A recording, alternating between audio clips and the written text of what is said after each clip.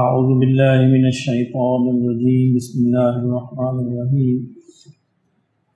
ان الدین عند اللہ الاسلام وما اختلف الذین اوتوا الکتاب الا من بعد ما جاءهم العلم بغیا بینہم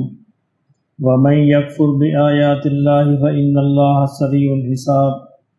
فإن حاجوک فقل اسلمت وجهي للہ ومن اتبعن وَقُلْ لِلَّذِينَ أُوتُوا الْكِتَابَ وَالْأُمِّيِّينَ أَأَسْلَمْتُمْ فَإِنْ أَسْلَمُوا فَقَدِ اهْتَدَوْا وَإِنْ تَوَلَّوْا فَإِنَّمَا عَلَيْكَ الْبَلَاغُ وَاللَّهُ بَصِيرٌ بِالْعِبَادِ إِنَّ الَّذِينَ يَكْفُرُونَ بِآيَاتِ اللَّهِ وَيَقْتُلُونَ النَّبِيِّينَ بِغَيْرِ حَقٍّ وَيَقْتُلُونَ الَّذِينَ يَأْمُرُونَ بِالْقِسْطِ مِنَ النَّاسِ فَبَشِّرْهُمْ بِعَذَابٍ أَلِيمٍ اولئک الذین حبطت اعمالهم فی الدنیا والآخرہ وما لهم من ناصرین الم تر الی الذین اوتوا نصیبا من الکتاب یدعون الی الکتاب اللہ لیحکم بینہم ثم یتولی فریق منہم وهم معرضون ذلک بانہم قالوا لن تمسنا النار الا ایاما معدودات وغرهم فی دینہم ما كانوا یفترون فَكَيْفَ إِذَا جَمَعْنَاهُمْ لِيَوْمٍ لَا رَيْبَ فِيهِ وَوُفِّيَتْ كُلُّ نَفْسٍ مَا كَسَبَتْ وَهُمْ لَا يُظْلَمُونَ صدق اللہ العظیم۔ فرمایا کہ ان الدین عند اللہ الاسلام، بے شک اللہ کے نزدیک اسلام ہی دین ہے۔ وَمَا اخْتَلَفَ الَّذِينَ أُوتُوا الْكِتَابَ، اور اس میں جو اختلاف کیا ہے اہل کتاب نے، إِلَّا مِن بَعْدِ مَا جَاءَهُمُ الْعِلْمُ بَغْيًا بَيْنَهُمْ، ان علم آ جانے کے بعد، یعنی ان کے علم بھی موجود تھا، محض آپس کی ضد کی وجہ سے۔ وَمَن يَكْفُرْ بِآيَاتِ اللَّهِ، اور جو بھی اللہ کی آیات کا انکار کرے گا، فَإِنَّ اللَّهَ سَرِيعُ الْحِسَابِ، تو بے شک اللہ بہت جلد جو ہے اس سے حساب لینے والا ہے۔ یہ ہمارے ہاں ایک عام غلط فہمی پائی جاتی ہے کہ یہودیت ایک الگ مذہب ہے، عیسائیت ایک الگ مذہب ہے، اسلام ایک الگ مذہب ہے۔ اللہ کا مذہب ایک ہی ہے۔ اللہ نے جو دین نازل کیا ہے آدم علیہ السلام سے لے کر حضور صلی اللہ علیہ وسلم تک، سارے انبیاء کو جو دین دیا گیا ہے اس کا نام اسلام ہی ہے۔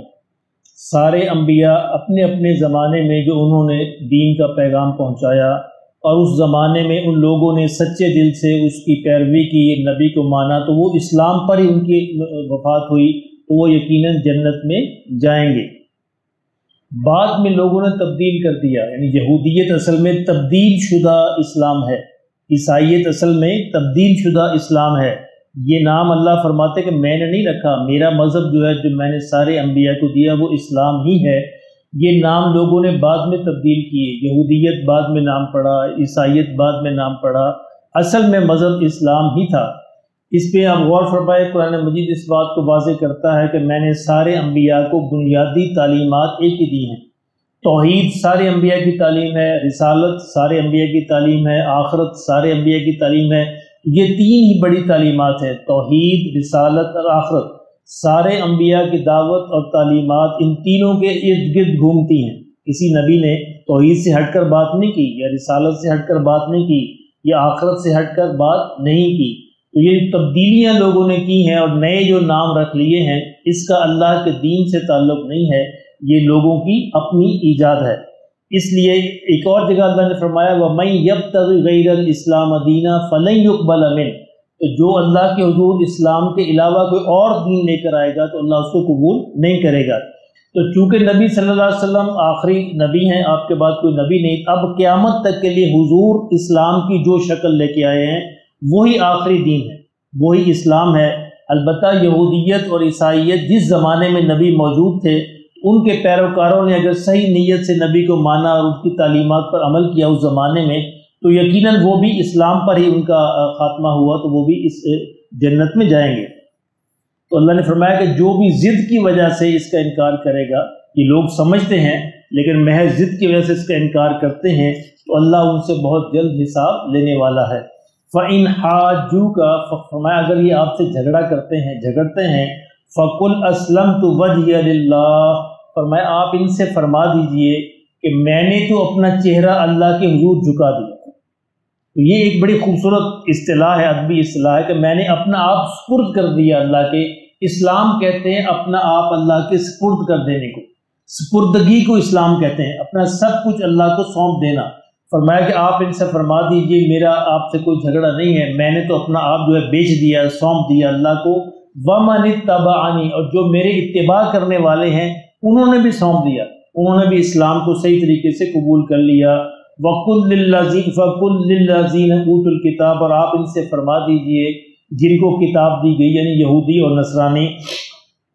وَالْأُمِّيِّينَ، اور جو مشرکین ہیں، مکہ کے جو مشرک ہیں انہیں امی کہا جاتا تھا، أَأَسْلَمْتُمْ، کیا تم بھی اس طرح اپنے آپ کو سپرد کرتے ہو، کیا تم بھی اس طرح اسلام قبول کرتے ہو جس طرح انہوں نے قبول کیا، یعنی جس طرح صحابہ نے قبول کیا، کیا تم بھی اس طرح اسلام قبول کرتے ہو؟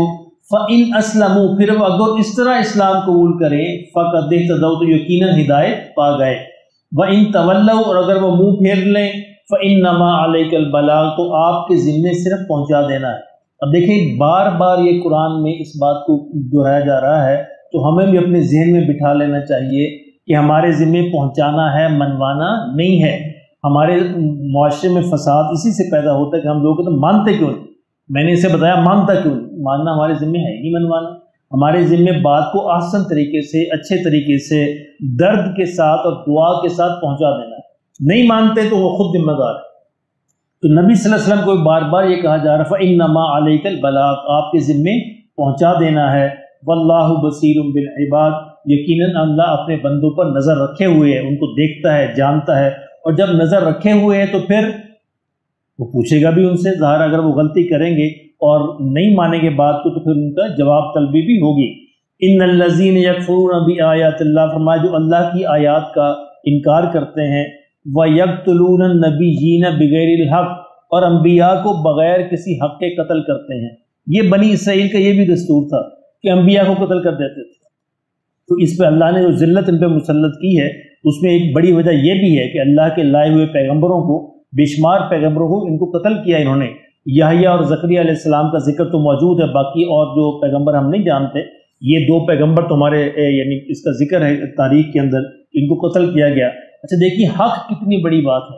کہ وہ یقتلون النبیین بغیر حق، نبی کو بغیر حق کے کسی وجہ قتل کرنا، اس کا مطلب یہ ہے کہ حق جو ہے اگر نبی بھی ناحق پہ ہو تو پھر شاید اس کو بھی قتل کیا جا سکے، شاید، کیونکہ اللہ نے کہا بغیر حق کے، تو حتیٰ کہ اللہ کے نبی حق پہ بغیر حق کے ہو ہی نہیں سکتے، ناحق پہ ہو ہی نہیں سکتے، لیکن حق اللہ کے نزدیک اتنا عزیز ہے کہ اللہ نے فرمایا کہ بغیر حق کے، اگر ہاں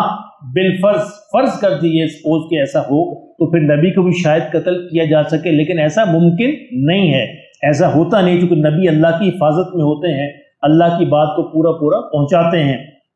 فرمایا ان کا قصور یہ ہے کہ انہوں نے بغیر کسی وجہ کے، بغیر کسی حق کے، بغیر کسی ریزن کے اللہ کے نبیوں کو قتل کیا۔ وَيَقْتُلُونَ، اور ان کو قتل کیا،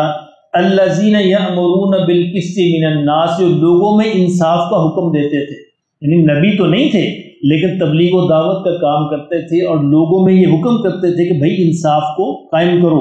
عدل کو قائم کرو۔ فرمایا یہ جتنے بھی لوگ ہیں اس طرح کے انبیاء کو قتل کرنے والے اور ان کو ستانے والے جو لوگ ان معاشرے کے اندر انصاف کی دعوت دیتے تھے، فَبَشِّرْهُمْ بِعَذَابٍ أَلِيمٍ، تو ان کو ایک دردناک عذاب کی خوشخبری سنا دیجیے۔ ظاہر عذاب کی خوشخبری تو نہیں ہوتا، تو یہ طنزیہ کلام ہوتا ہے، یہ اللہ کی طرف سے طنز ہے ان پر کہ یقیناً ان کو مل کر رہے گا۔ أُولَٰئِكَ الَّذِينَ حَبِطَتْ أَعْمَالُهُمْ فِي الدُّنْيَا وَالْآخِرَةِ، فرمایا یہ وہ لوگ ہیں جن کے اعمال دنیا کے اندر بھی آخرت کے اندر بھی ضائع ہو گئے۔ اگر کوئی نیک عمل انہوں نے کیا بھی ہوگا دنیا کے اندر تو وہ آخرت میں بالکل ضائع ہو کر رہ گیا۔ وَمَا لَهُم مِّن نَّاصِرِينَ، اور ان کی کوئی مدد نہیں کی جائے گی، کوئی بھی مددگار ان کا آخرت میں نہیں ہوگا۔ أَلَمْ تَرَ إِلَى الَّذِينَ أُوتُوا نَصِيبًا مِّنَ الْكِتَابِ، فرمایا کیا تو نے دیکھا نہیں ان لوگوں کو، اوتوا نصیبا من الکتاب، جن کو کتاب دی گئی تھی، کتاب کا ایک حصہ یعنی تورات اور انجیل، یدعون الی کتاب اللہ، اب ان کو اللہ کی کتاب کی طرف بلایا جاتا ہے، یعنی قرآن کی طرف، لیحکم بینہم، تاکہ یہ فیصلہ کر دے ان کے درمیان جس بات میں وہ جھگڑتے ہیں۔ ثم یتولی فریق منہم، ان کا رویہ کیا ہے، جواب کیا ہے، کیا رسپونڈ کرتے ہیں؟ ایک گروہ تو ان سے منہ پھیر دیتا ہے، وہم معرضون، اور فرمایا کہ یہ ہیں ہی منہ پھیرنے والے، یہ بیچارے ہیں ہی بدقسمت منہ پھیرنے والے، یہ بات کو سمجھتے نہیں۔ ذالک بانہم، کہ منہ کیوں پھیرتے ہیں؟ बिअन्नहुम, क्योंकि वो कहते हैं, कालू वो कहते हैं, लन तमस्सना अन्नारु इल्ला अय्यामम मादूदात, कि हमें तो आग छू ही नहीं सकती सवाए चंद दिनों की। ये यहूदियों के अंदर ख़ास तौर पे ये एक अकीदा उनके यहाँ परवरिश पा गया था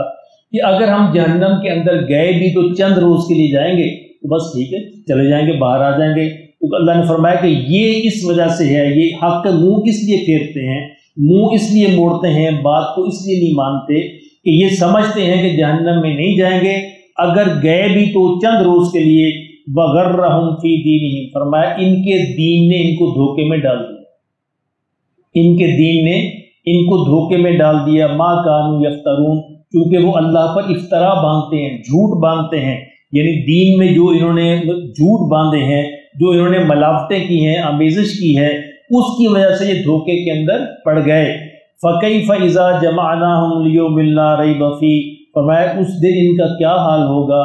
जिस दिन हम जमा करेंगे सब लोगों को, उस दिन में जिसके आने में कोई शक नहीं। ववुफ़्फ़ियत कुल्लु नफ्सिन मा कसबत, और हर नफ्स को पूरा पूरा बदला दिया जाएगा जो वो कमा के लाया, यानी कोई एक ज़र्रा बराबर भी नहीं छोड़ा जाएगा। वहुम ला युज़लमून, और उन पर कोई जुल्म नहीं किया जाएगा। अल्लाह पाक हमें इसकी समझ और इसकी फ़िक्र नसीब फरमाए।